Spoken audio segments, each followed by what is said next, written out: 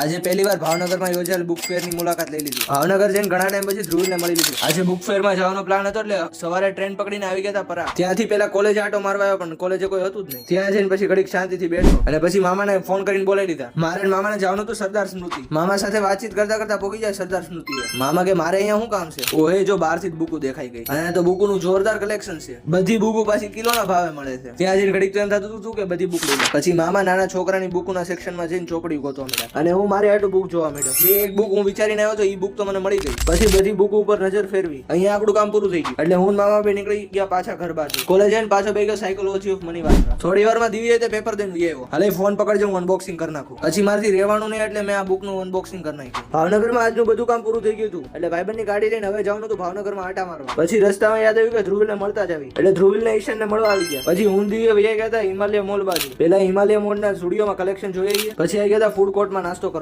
અને સાંજે 5:30 ની ટ્રેન પકડીને હવે જવાનું હતું ઘરે. હાલો ભાઈ આજનો વ્લોગ અહીંયા પૂરો કરીએ. વ્લોગમાં મજા આવે તો ફોલો કરતા જાજો. 1000 ફોલોવર કમ્પ્લીટ કરવાના છે.